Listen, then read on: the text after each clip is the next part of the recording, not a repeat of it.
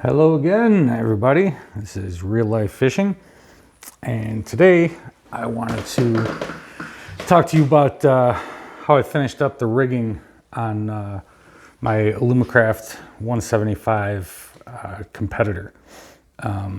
So the last video that I made was the end of day one, and I was finishing everything up for that day. It was pretty late, and I intended on making a video for day two, but honestly, I just had so much work to get done, and then I had to get it to the lake and get everything broken in. Get the outboard broken in before we left for camp, and make sure that the graphs and trolling motor and all the rigging that I had done was correct and trouble free. And I'm happy to report that all of that did go as planned. Let's see, I've got the two graphs there. There's only one on. I take the outside one off the trailer with. This one's behind the windshield here, so I'm not too worried about it. But in any event, yeah, got the bow trim switch wired up there. You can see that guy right there, just at kind of underneath the puck. So that's on there. That works properly.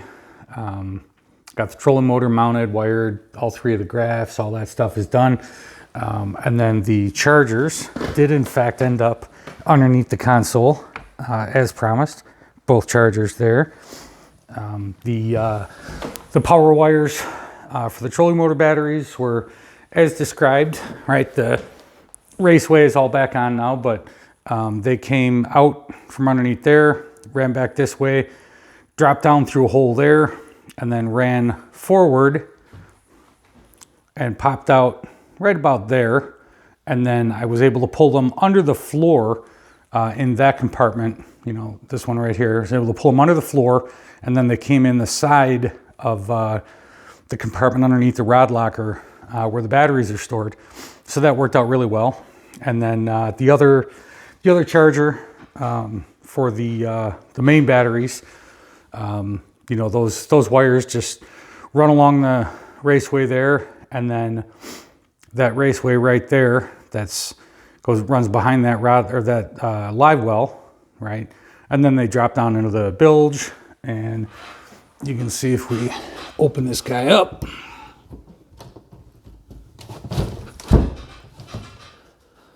So there you go. There's the two batteries providing me all the power that I could possibly need. And you'll see on the right-hand battery, the only thing that's on there, obviously, you've got the wires that cross them together. But the only connections that are on there are the positive and negative for the motor, and then the main harness for the boat, and then the two fused connections are positive and negative from the charger.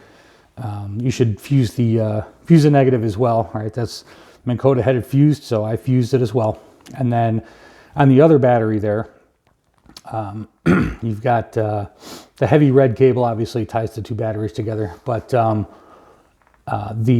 three of the four orange ones that are on the positive side each go to a graph. The fourth one goes to a charger.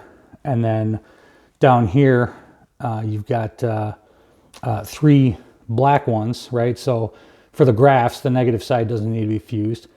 And then the one orange fused one that's on there is for the charger for that battery. So get this back on here like it should be.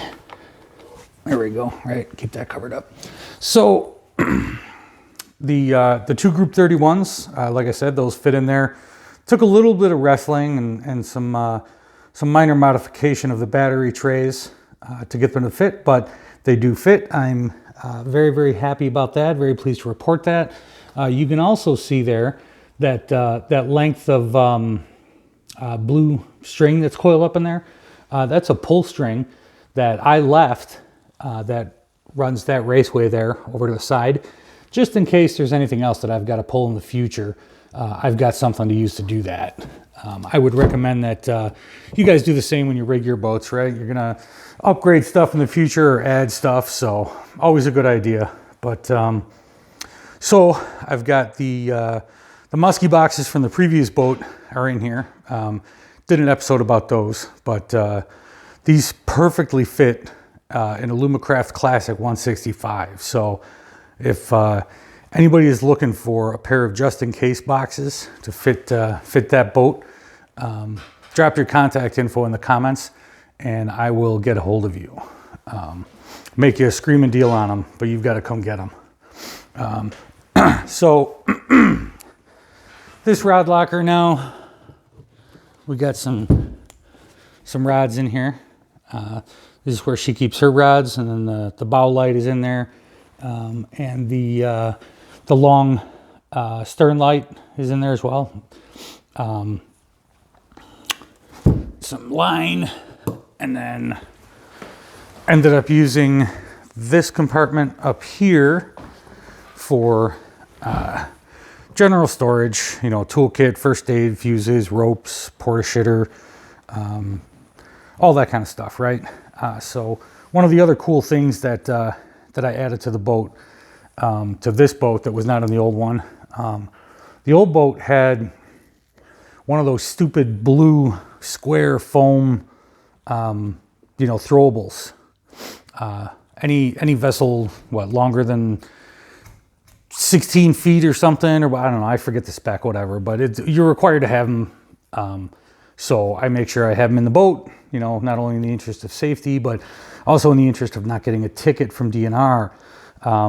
But in this boat, there was literally one compartment that thing fit in, because of the size and the odd layout of these compartments, which I'll go through here in a minute. But there was one compartment, and one compartment only, that thing fit in, and it chewed up a lot of space where I wanted to store tackle. So I says to myself, Self, we've got inflatable life jackets. Somebody probably makes an inflatable throwable. You know what? Here it is.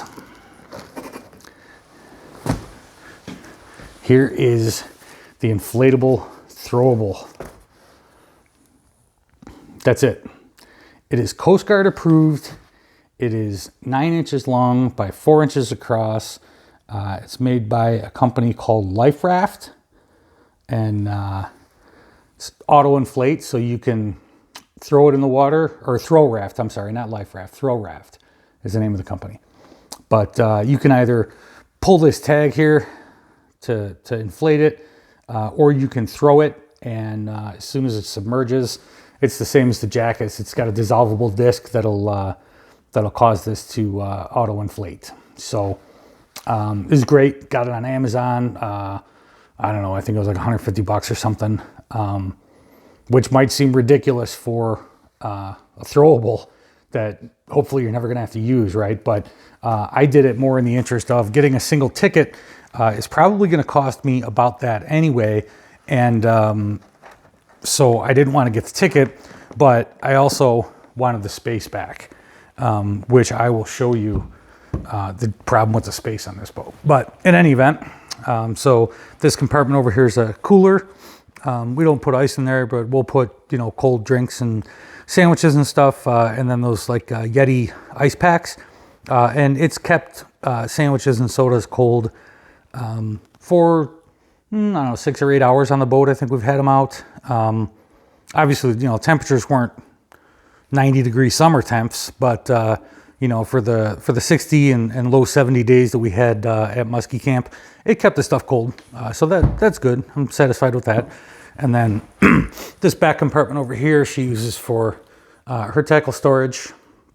So a bunch of Plano boxes and leaders and gloves and that kind of thing. And then if we go up front here, this compartment there with the T-handle, that's a live well. We don't need to take a look in there, right? But so this compartment here, get this mount out of the way. I'm going to make another video explaining to you guys what that mount's doing on the deck. But this compartment here is the only compartment that stupid throwable would fit into. This is not a Coast Guard approved throwable. This is a foam mat. It's almost like neoprene, but it's a foam mat. So in case I've got to work on anything on the boat or spend a lot of time digging for something, I can kneel on this. It saves my knees. It's great. Plus it does float, but it's not Coast Guard approved. Anyway, so in here then, I've got, you know, a crap load of tackle storage.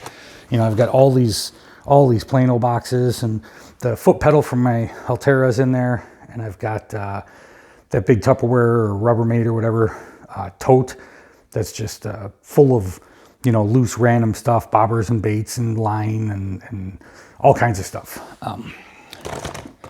So get this put back in here.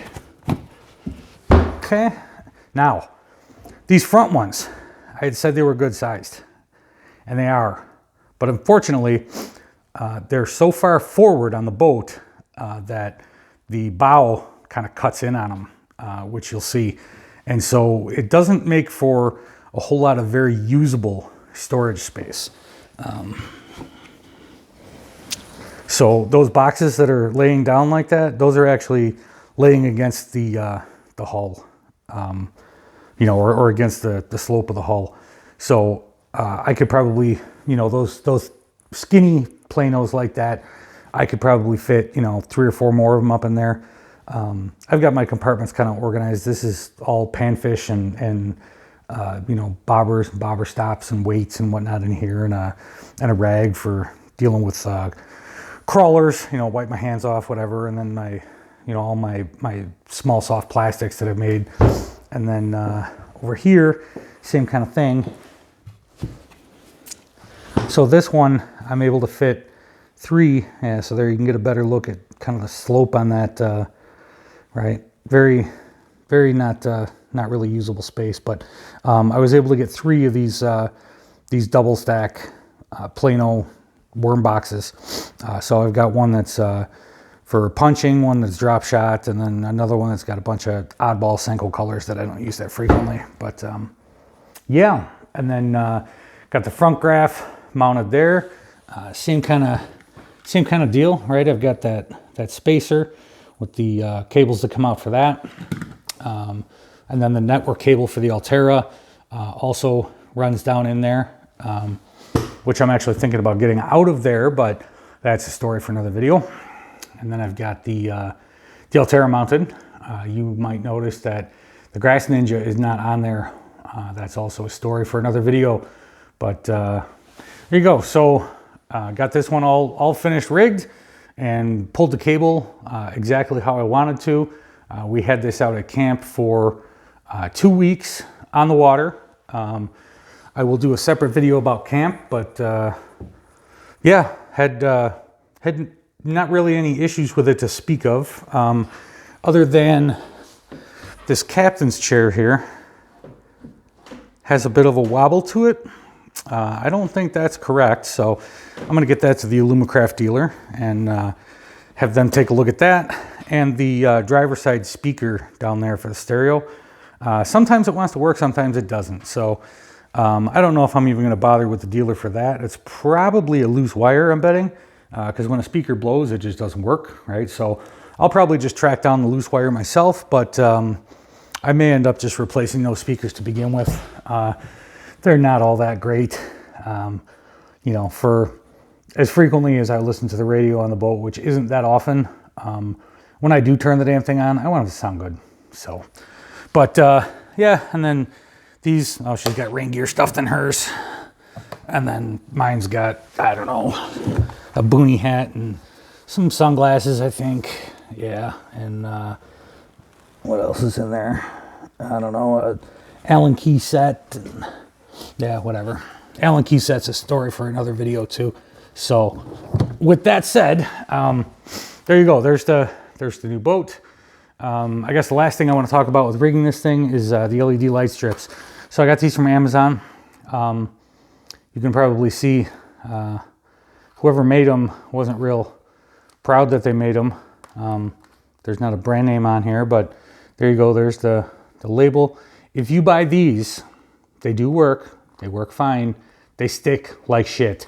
So get, oh, Hit Lights, I think, is probably the store where I bought them from, if I remember correctly. But in any event, get some 3M tape. Those lights were like, I don't know, 10 bucks a piece or something, 11 bucks a piece. And then 32 feet of tape, which will be enough to finish this up. This was, I don't know, 12 or 13 bucks or something, also on Amazon again. But the reason for this, like I said, these lights here, they do not have 3M tape on the back of them, unfortunately. The ones on my last boat did, but I couldn't find those again. A buddy ordered for me. I think he got them on eBay. I don't like shopping on eBay, but yeah, so you can see over there, they're already kind of starting to fall down off the underside of the gunnel. So I'm going to stick those up there with that 3M tape, and all will be well. So I think that's all we've got for this one. So if, again, if you liked this video or if you learned anything, down there's a like button. Do me a favor, click on that. Doesn't cost you anything, takes a second. I really appreciate it when you do that. And if you're not subscribed yet, there's a button over there. Click on that. My goal is to get 1 new subscriber with every video. And for those of you that are already subscribed, thank you. And thanks for watching. I'll see you next time.